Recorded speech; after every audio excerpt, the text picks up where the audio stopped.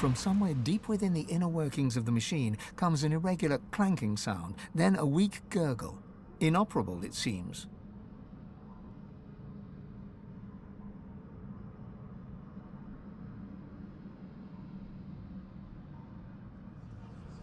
The machine churns into life. Gears rotate and pistons hiss from somewhere within its metal housing. It settles into a slow metallic chug, ready for the next lever, perhaps.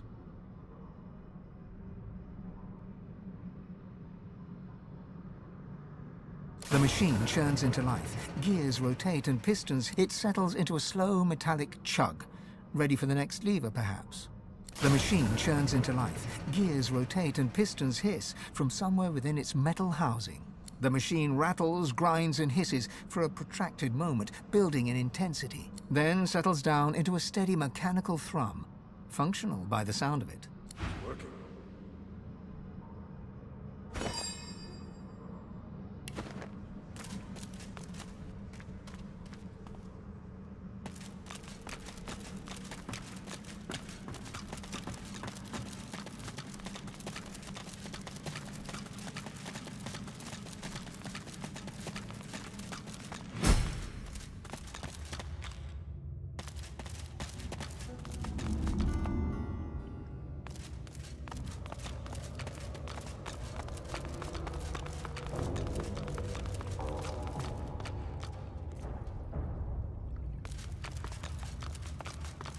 After all this time, I never thought I'd walk our halls again.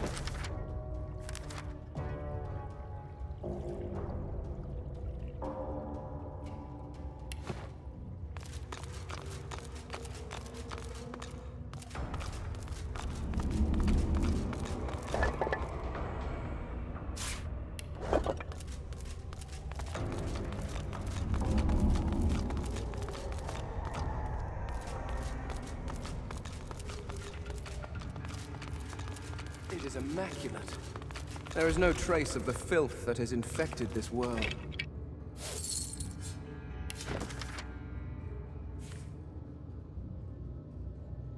What a way to die. Down here in this darkness. Poor soul.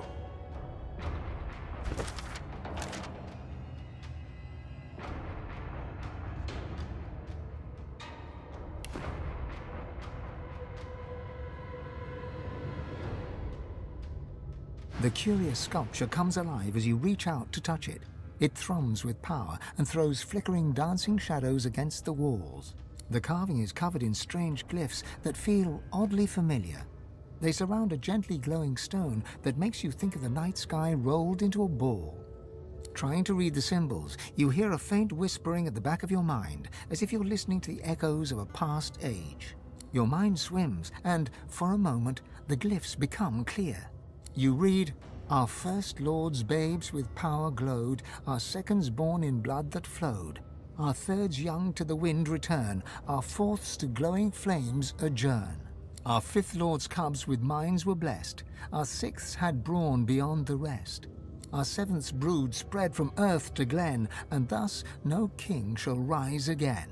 You try to hold your focus as the whispering echo fades. But the letters waver, contorting and merging until they're nothing but meaningless glyphs once more.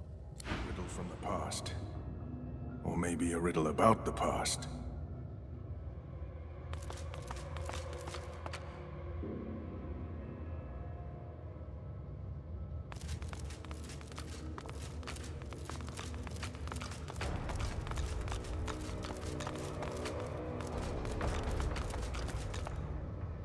Ralik. I used to pray to you when I was young. Ah, Zantetze, the goddess of mirth, worshipped by imps. The god of the orcs, Vrogir.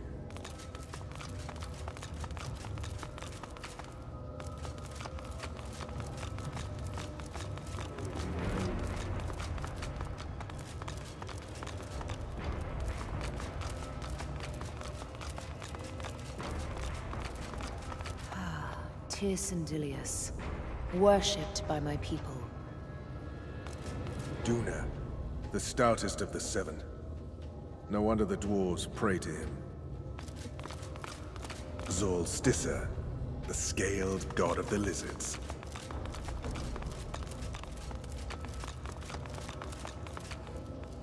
It's Amadia, the mother. Well, that wasn't right.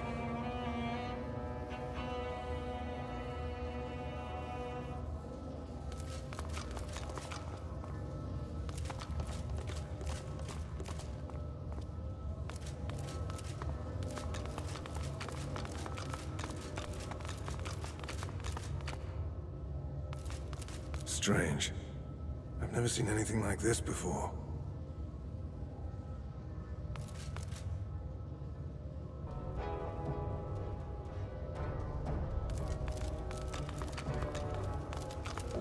It's Amadia, the mother of wizards.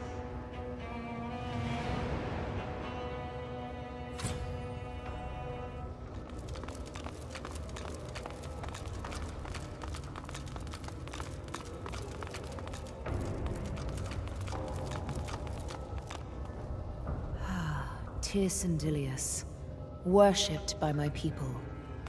Duna, the stoutest of the seven. No wonder the dwarves pray to him.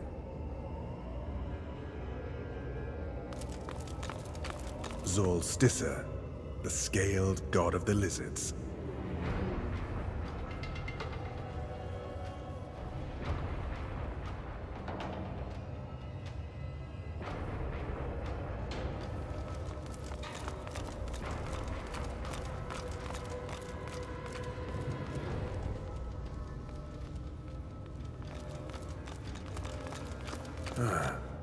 Zantetze, the goddess of mirth, worshipped by imps.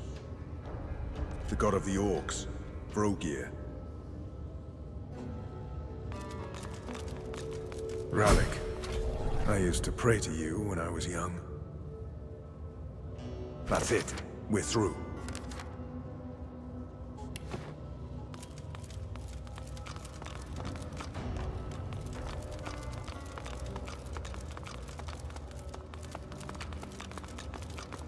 What in the name of Lucian's prize pig is going on here?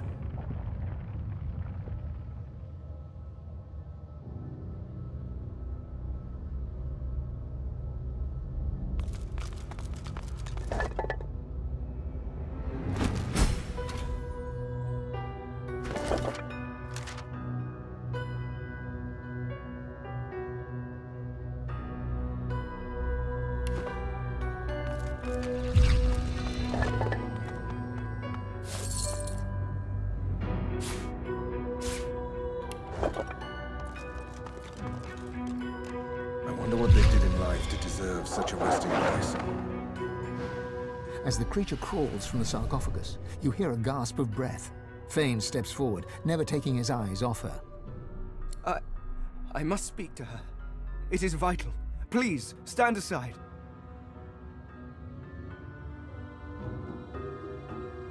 You hear a gasp from the creature as Fane steps forward. It speaks in a hissing, clicking language that seems both completely alien and somewhat familiar. Fane raises his head and responds in the same jolting, clicking tongue. He seems to be pleading with the creature, his hands outstretched. The creature looks down at him and shrieks in rage. Her gestures are quick, strong, and violent. Whatever she said, it seems to have devastated your friend. The verbal barrage continues, but something changes within Fane. He looks up and golden light pours from his skull. When he speaks next, you understand every word, but you're not sure the words are his own. Aetira, Aetira. I had hoped to see you turn to dust in this tomb. Alone, forgotten, with only your secrets for comfort.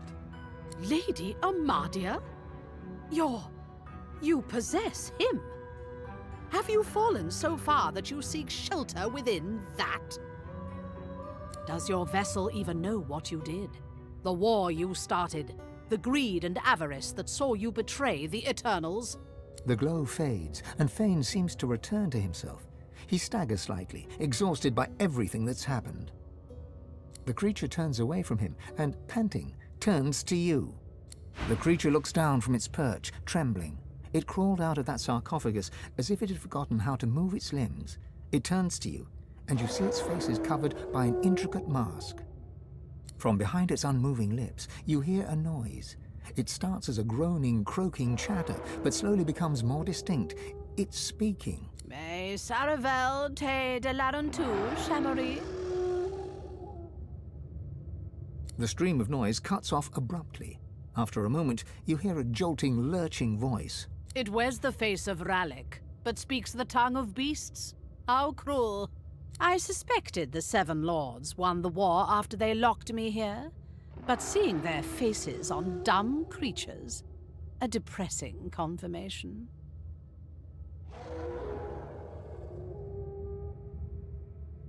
Fascinating. So quick to anger. It has the outward appearance of one of our kind, but underneath it is so very primitive. Perhaps this is to be expected when creation is left to 7 amateurs. The king would never have been so sloppy in his work. Deep within your soul, you feel your god stirring at the sound of the voice. You can feel its anger and fear swelling inside you.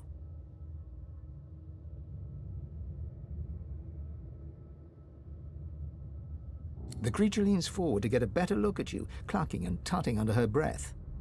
It seems to be a simple form at its core, a sauce vat. A walking, unfortunately talking, sauce vat. Fascinating. I wonder how to extract the sauce from the vessel without...